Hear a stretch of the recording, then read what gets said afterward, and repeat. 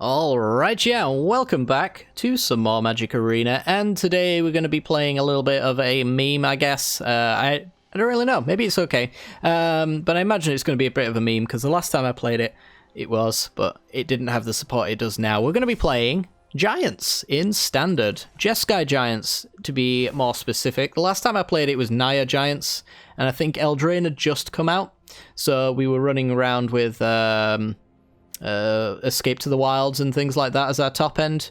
Instead, we're going with Jeskai Giants. Its top end is a little bit weirder. We've got like board wipes, which are nice. One-sided board wipes. This is the reason to play the tribe, essentially. We've got Battle of Frost and Fire from Kaldheim. Deals 4 damage to each non-giant creature and each planeswalker. Realm Clock Giants cast off, destroys all non-giants. Basically means we are very much ready to swing for a hilarious amount if our opponent expects to be able to block. We just drop down one of these, and we're all good. The rest of the deck is kind of like a control deck of sorts, I suppose. A weird one. It's control mid-range, I guess. I really wanted to play around with Aegar, the Freezing Flame, so I've added some questionable cards in the deck to make it work. 3 mana for a 3/3. Whenever a creature or planeswalker an opponent controls is dealt excess damage, if a giant, wizard, or spell you control dealt damage to it this turn, you get to draw a card. So essentially, our burn spells, if they deal more than they need to, we get card advantage. That's Aegar. He needs to be out for a turn, so obviously a little bit questionable. But we do have squashes, so that's cool. A common from Kaldheim. Costs 3 less to cast if you control a giant, so it's 5 mana normally, or it's 2 mana if you have a giant. So on turn 3 we play an Aegar, turn 4 we've got lots of 2-drops we can play, as well as maybe squashes as well, and stomps I suppose. So plenty of things to play on turn 4 with an Aegar, if we can slam him down and he sticks around. Squash is pretty sweet though, also hitting planeswalkers, really nice utility. It's a shame it doesn't hit face, but I guess 2 mana for a 6 damage burn spell is a little bit weird, especially if you include Bone Crusher Giant in all of that, since this sees play mono red. I'm sure this would just become the next Embercleave of, oops, I drew it, I win. Speaking of, we do have Embercleave in here. I've played all the games today, so I do know the outcome. We don't really see this card, but it seemed kind of fun. The reason why it's fun is because it gives double strike to things that are already dealing an excess amount of damage. Basically due to Calamity Bearer. A 4 mana 3/4 says if a giant source you control would deal damage to a permanent or player, deals double that damage to that permanent or player instead. So, double damage. If we get a Realm Cloak Giant out as a 7/7 Vigilance, for example, swing in with it and then suit it up with an Embercleave, it is an 8/8 double striker that is dealing double damage. That's 32 damage on its own. So it's pretty sweet. Also, Tectonic Giant from Theros, 4 mana 3/4. Similar stats to the Calamity Bearer. This one, however, is a little bit of card advantage of sorts.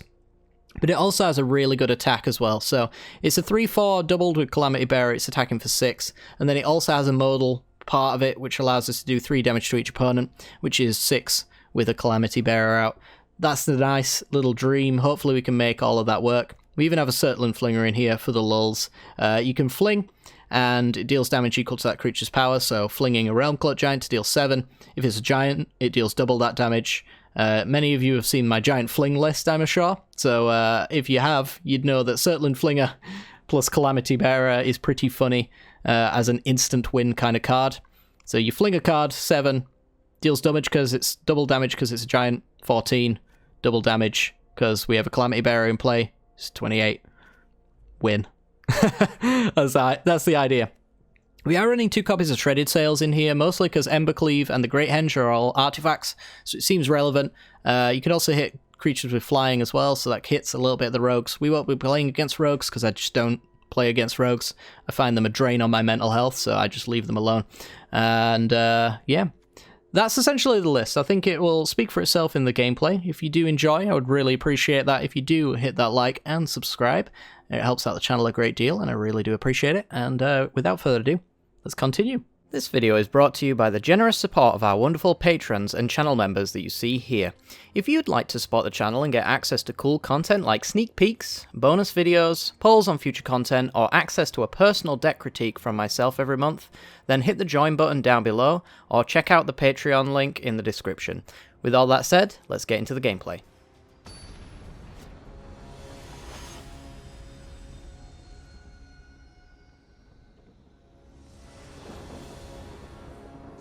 Alright, we're in. And 2-lander with a hand that realistically doesn't do anything interesting until turn 4. I think I'm going to hit the mull on that. And the exact opposite, which is fine. We'll put Embercleave to the bottom. And then we'll play out our Triumph. At least we can do Glimpse of the Cosmos next turn. Try and find a giant and then squash someone. Is it mono white? It is mono white. It's gonna be a bumpy ride. Alright, so let's do Glimpse the Cosmos.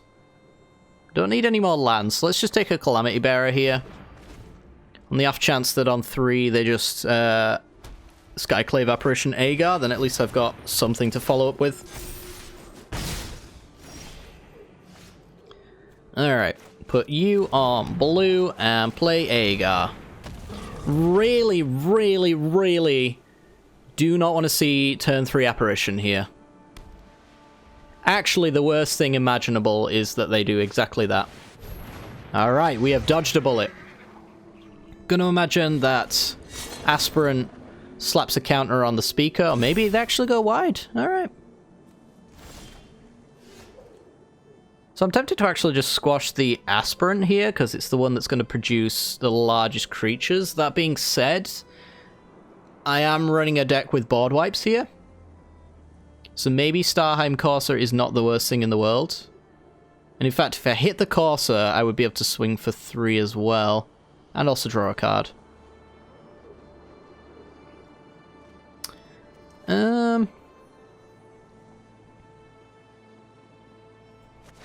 Let's hit the Courser. Draw a card. And then as a worst case scenario, I can Glimpse the Cosmos. I'll use the one I have in my hand, I think. Put this on white. Glimpse. And I'm pretty sure I'm looking for exactly this. A board wipe for next turn. I will offer a double block here. I would doubt they'll take it. But it is on offer. So I'm not blocking next turn anyway. Because the speaker will go on 3, no doubt. If I did... Luminarch Aspirant. So you can only get to 4 right now. Wonderful. They are unprotected from a Battle of Frost and Fire. So's my face from from what they're doing here, but it seems pretty good. Alright. I feel like Agar should really trigger off the card that is part of the same set. Like, this should be a wonderful little combo of card advantage, but for some reason it's not. Eidolon? On Earth? Scry 3, so I would like simply removal, I think. And none of that is removal. So let's put it all in the trash. Let's go Glimpse the Cosmos. Surtland Flinger is pretty amusing. I kind of feel like we want to just grab a Realm Cloak Giant though, honestly. Should I even be setting it up with Glimpse, the Invasion of the Giants? I don't think so. Yeah, I think I'll just draw a squash. I think we're playing a squash over Invasion. Because we can play off the battle anyway.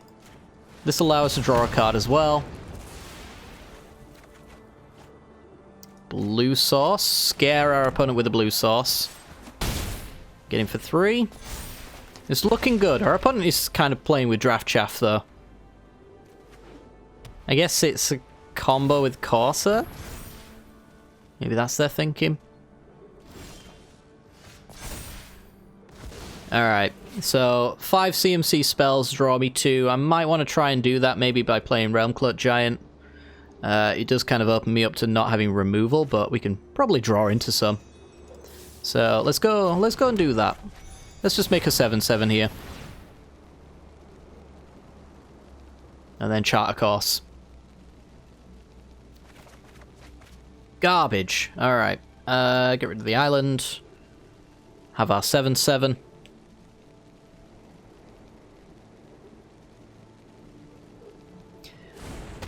And pass the turn. I wonder if we can...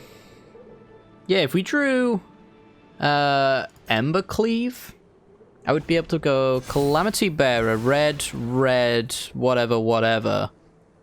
I'd only have one red source at that point. 2 turns from now, though, we can go Calamity Bearer to give double damage to giants. And then make this thing attack for, like, 16 per strike. Something like that would be quite cute. All the glitters on the Archon, wow. This is kind of why I was a little bit worried that I was punishing... throwing out the Realmcloak Giant for a draw and discard. It was probably not worth it for that reason. Let's get Invasion of the Giants, though. Perhaps we can find an answer. Nope, nope. And then I think we're going to go with a Calamity Bearer here. Swing in for 7. Keep creatures off the board, mostly. Okay. Doubt they want to block with Archon. Want to take 14, wow. Okay. We are dead next turn, though. Which is extremely unfortunate.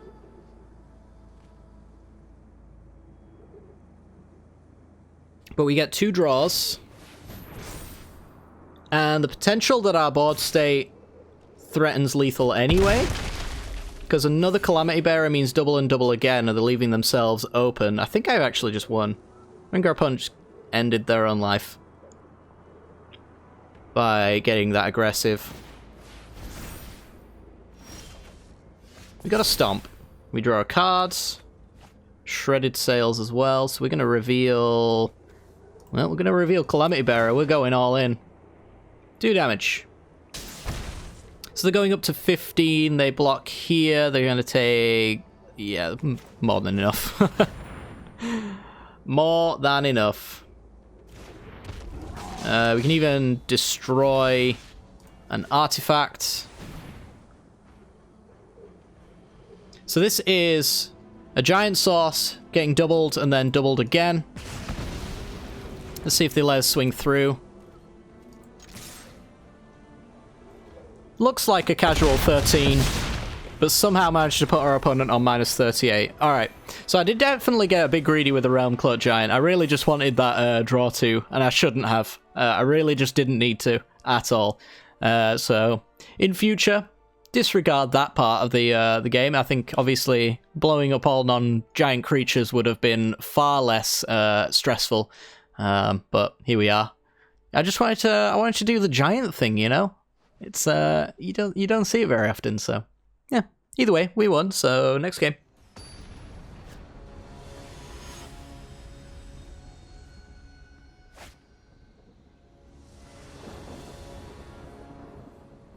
Okay, on the draw, we've got a turn 3 Agar, a little bit of squashing on turn 4, otherwise a Calamity Bearer. We need a red source for that, so I'm going to make sure to put this on red, this on blue. We'll keep this. Bit weird, but who knows? Might work. Just spare a Sentinel. Interesting. Alright, so we do have the whites and the blues and stuff like that, so let's put this on red.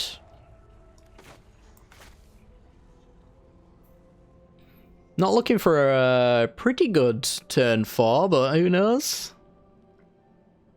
Squashing some relevant creatures here might be cool. If we get like a War Master, that's going to be extremely aggressive, and we'd hope to just draw a Stomp, I think. War Master into a 1-drop would be not great. Lovestruck Beast. Okay. It's a green-white deck, but it's not elves. Huh.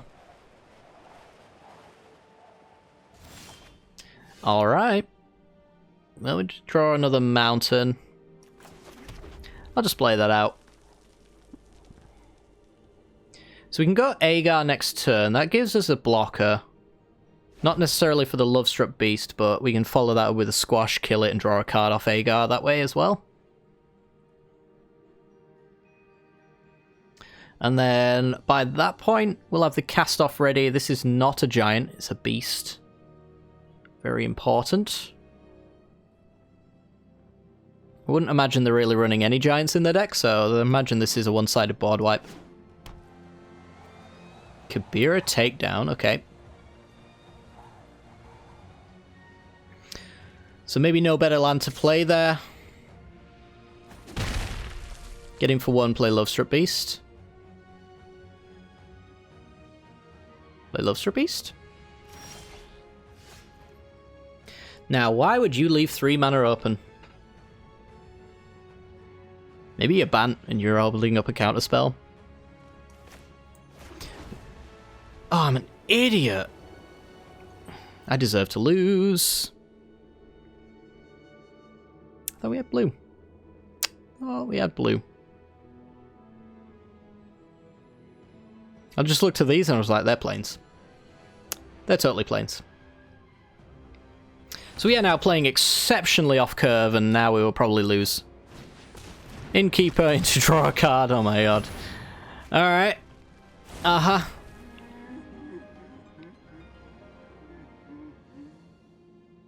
Yeah, there is nothing good to come of that snow-covered plains. That is all punt. Giant killer.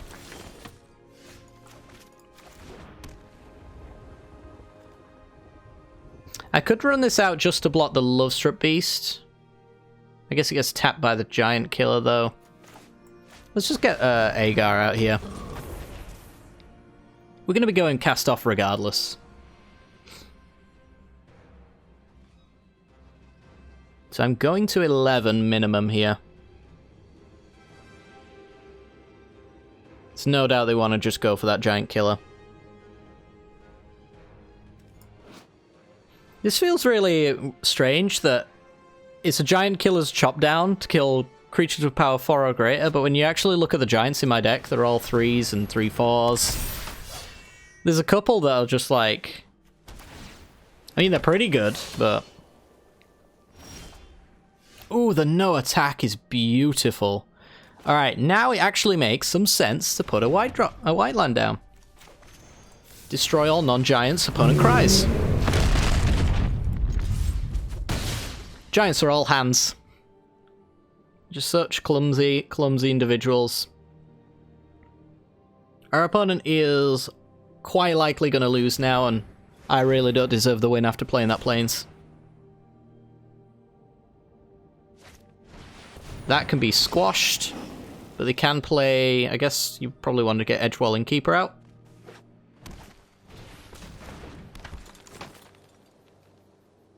Question is, how much do I care about the board state? Do I care enough to go for another Realm Cloak Giant? It feels like that would be a good idea, since they're very unlikely to be able to come back once the Lurrus is gone and they're not drawing cards off Innkeeper.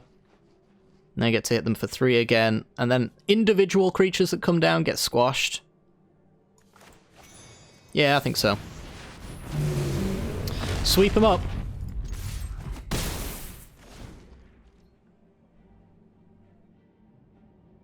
Alright.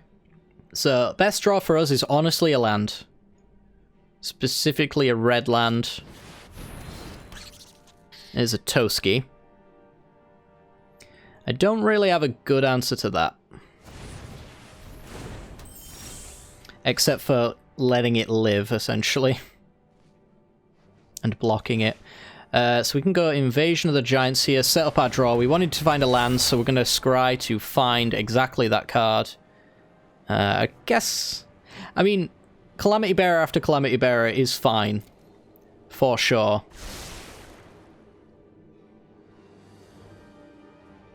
So let's... I'm wondering whether or not I need the artifact removal. I guess not, though. 4 damage to a creature with flying, I think, is just useful anyway. Put you on red, and pass a turn. Yeah, I don't think anyone's getting any damage through here, unless our opponent's just drawn a Skyclave Apparition. which doesn't look like they have. I draw a card because I dealt excess to you. Ha ha ha! Tusky counter! Beautiful. Alright. You know, I didn't even think it worked that way. I'm going to play a Calamity Bearer here, I think, so let's just reveal one.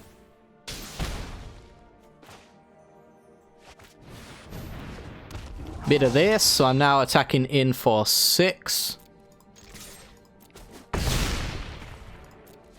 Virtual 1 life for our opponent here.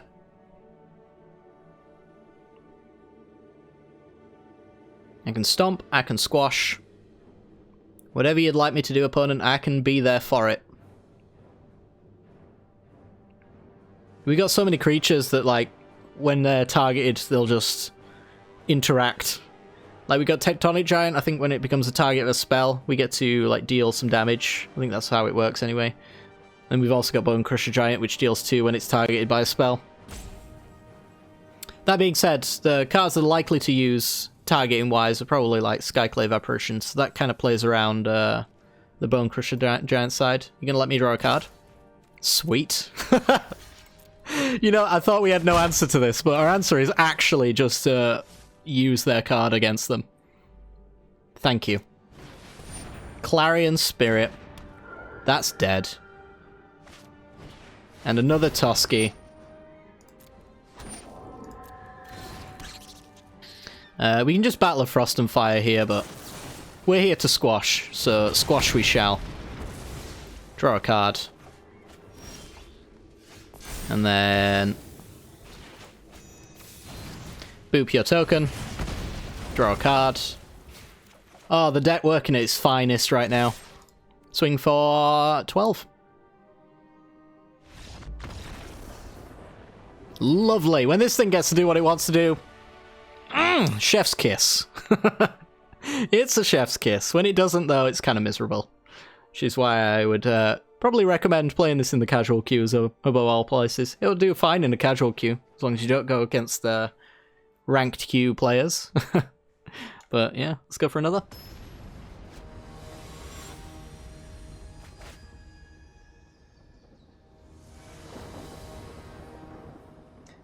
Okay, this hand is pretty good, actually. We've got Bone Crusher on 2 to blow up pretty much whatever we want from our opponent's side. We've got all colors of mana set up, a board wipe. An Embercleave for the Bone Crusher might be nice. Yeah, we'll give this a shot. It's going to be mono red.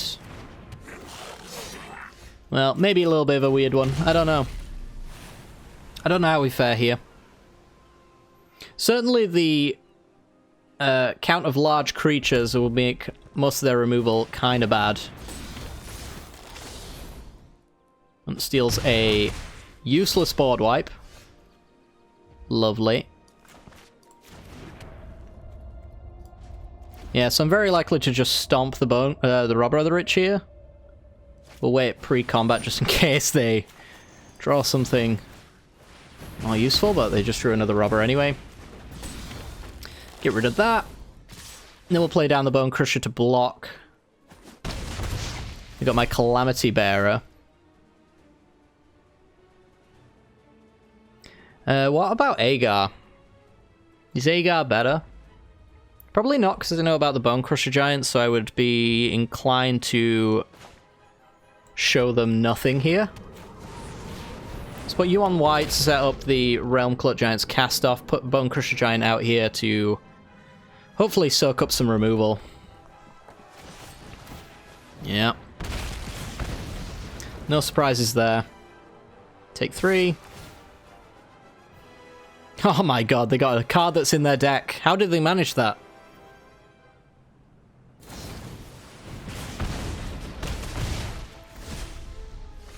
Yeah. Put you on red, and if we're lucky, we get to battle them Frost and Fire, but Bone Crusher Giant gets to live. It's a Glimpse the Cosmos, which goes quite well with my deck after they cast it once.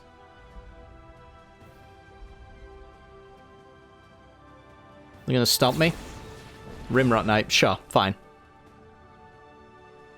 I have leftovers anyway.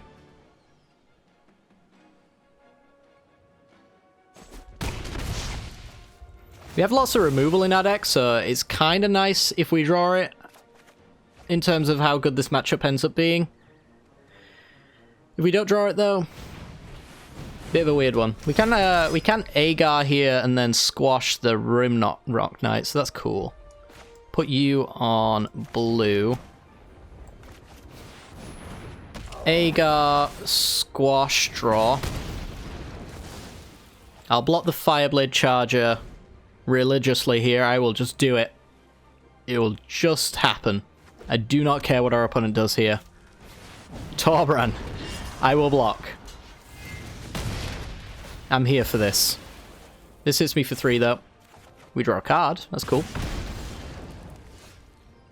I think it's Battle and Frost and Fire. I could also see Cast Off, tap land, which sets up for Realmcloak Giant's Vigilance into Embercleave following that. It's not as if I'm going to be able to hit the Bone Crusher Giant, so I'm going to need something to block it. This gives me a Scry for setup, though. I think I'm going for kill all non-giants. I'm not sure what the line is there. I think that's the one, though. Torbran just definitely needs to not exist. Going to 4.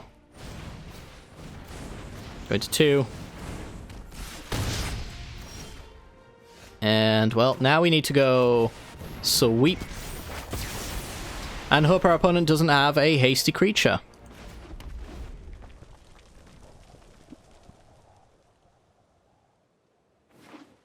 Or a burn spell. They have a hasty creature. Alright, I hate mono red. But at least it's over in 5 minutes instead of 15 like rogues. So there is that. So close. I think we were actually close to stabilizing. Sort of. We were still just dead to top decks, but like, if we get to drop down this Realmcloak Giant, we get Embercleave alongside Calamity Bearer. I imagine we could probably do that. This is 5. 1, 2, 3, 4, 5. We're playing a land. Yeah, I think we have enough for Calamity Bearer plus Embercleave on the turn that Realmcloak Giant attacks. Which basically means we win. So we were like 2 turns off winning, something like that. Close. Close, but yeah, well.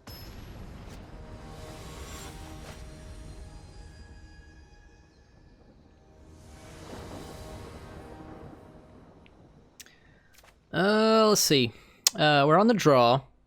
A blue land is absolutely god tier. Any land means Bone Crusher Giant unlocks the squashes. Oh, God. Am I really doing this? I think I'm doing this. Wouldn't necessarily recommend it. Green the flavor of the day today? It seems so. Oh, baby. That's actually the best land we could have drawn. So now we have Stomp open for their turn 2 play. Which, if it's like an Innkeeper, I'm going to absolutely 100% Turbo Stomp that. Otherwise, maybe I just go with an Invasion of the Giants and try and set up my draws for a giant-based board wipe. Who knows? That is a Scavenging Ooze. So instead of taking 3, I could take 1 by stomping. And then I would have a 4/3, which doesn't very much block a Lovestruck Beast. But I guess that's fine. I do want these squashes online as soon as possible, and that might come with playing Bone Crusher Giant creature side. So let's just get the instant side out of the way. See where we want to go from there.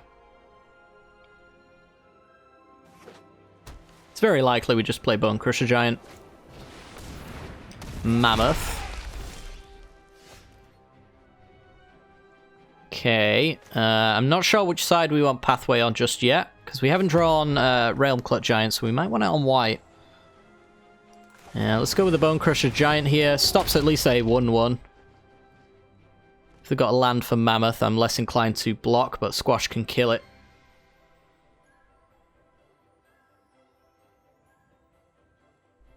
So that's no big deal. You got Skyclave Apparition, Giant Killer. Relevant. Now I'm in a very bad spot, I would say. Yup. This is a rough place to be. Alright, well, Invasion of Giants. Get scrying. None of this is a board wipe. Let's put you on white, and then we will cycle the Shredded Sails. I really do kind of want to keep it in play, though, because this is a great hench deck, I'm pretty certain. And we just bottomed under the Shredded Sails, but I don't really have a choice. I don't think I have a choice but to cycle here, because I need the answers. And I do not have them.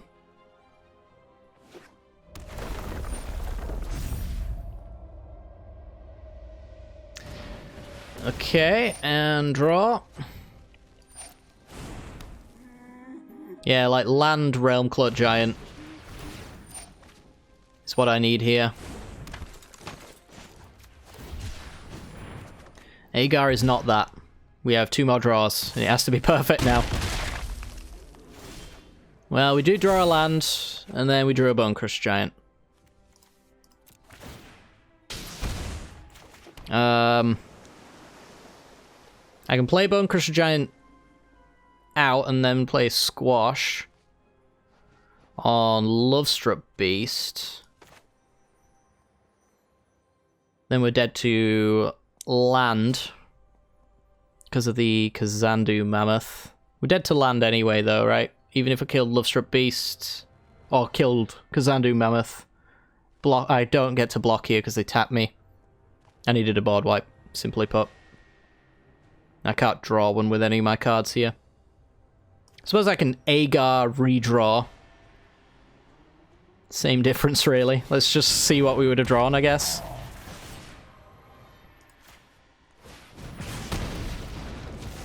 Boop you. It was a land. So, let's assume they don't draw a land. They tap me. We go to 1. That is the best we can hope for. No land, no interaction. 4 cards in hand. Never happening in a million years, right? Close to 40% of their deck is... Wow, lands. So we've just dodged a 40%er. We do need a board wipe now. And I need to never know what that red source is for.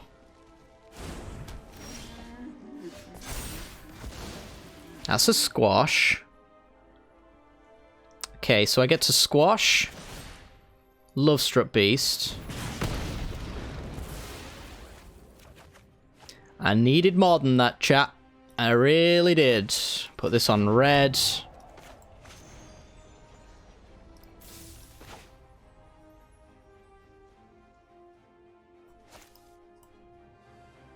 Don't have a glimpse in the yard. Yeah, I'm just dead. I'm just mega dead. Salt in the wound! Salt in the wound, chat! So salty over here. God dang it.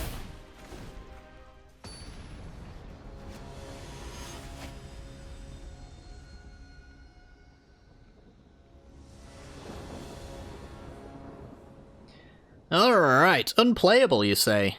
I think that's the word I hear. Is that someone saying unplayable? I think it is. Alright. I'm starting to wonder whether or not I should even bother with the snow-covered plains at all. I probably shouldn't, to be honest. They seem to be really bad.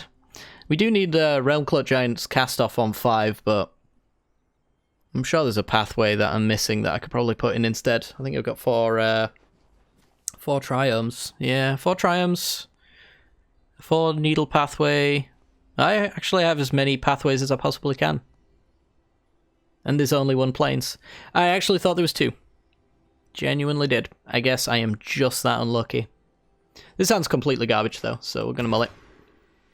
This hand is fine. We're going to go Calamity Bearer down. And I'll hope to go against something fun. Mountain Go says no. Get you on... I'll get you on blue.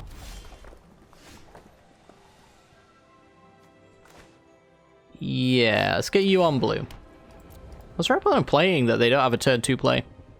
I'm getting stomped, I guess. It's mono red with a horrible hand. Nope. Big red. maybe it's an interesting deck. Well, never mind, it's an Anax. Nothing interesting here, chat. Alright, I will stomp our opponent. And I will put you on white, I think, and then play a 4-3. This way, if they want to kill Bonecrush Giant to get through with the Anax, they have to take 2. Which may or may not have any kind of value whatsoever.